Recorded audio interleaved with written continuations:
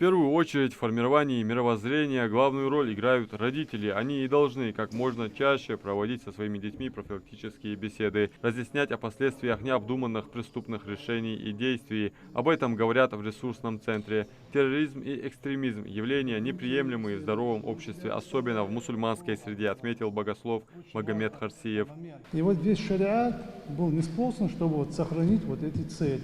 Одна из первых целей, здесь ученые по-разному говорят, всегда такой идет маленький спор. Первая цель это, конечно, хефзуддин, сохранение религии, сохранение откровения Всевышнего Аллаха.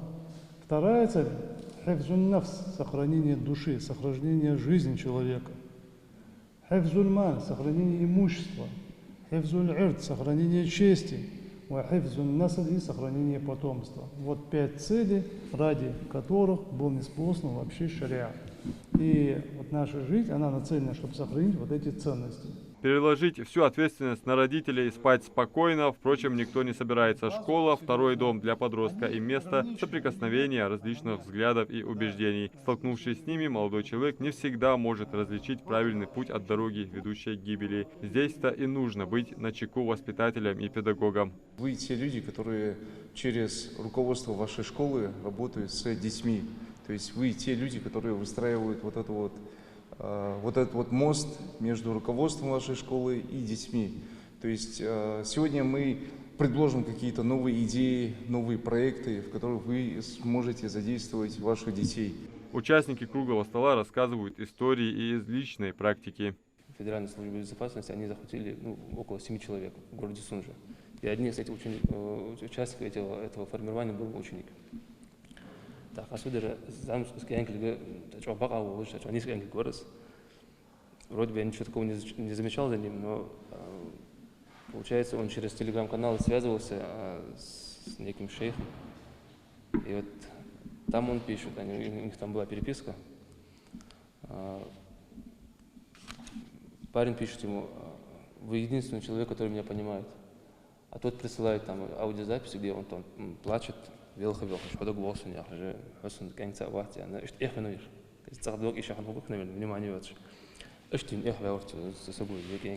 Организаторы мероприятия, а это инициативная молодежь Российского межнационального союза молодежи, привлекли к злободневной теме помимо педагогов, правоохранительные органы, депутатов Горсовета и общественников. Со стороны МВД по Республике Ингушетия хочется отметить, что если человек один раз попался, даже он переписывался, это уже является уголовной ответственностью. И если он имеет судимость, он на всю жизнь, как бы сейчас это громко не звучало, поставил на себе клеймо как представитель экстремистской организации.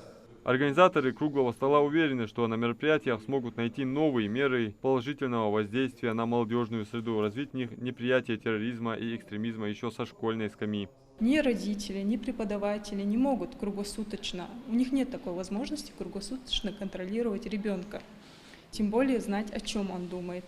Чтобы ребенок не поддавался влиянию негативных людей, мы стараемся найти воспитательный подход. Это не последнее такое мероприятие, уверены организаторы. Методы воздействия на неокрепшие умы у вербовщиков все ухищреннее, поэтому и идеи, предлагаемые инициативной молодежью, должны быть действенными. Адам Мережков, Молдгири Ахильгов, Магаз 24.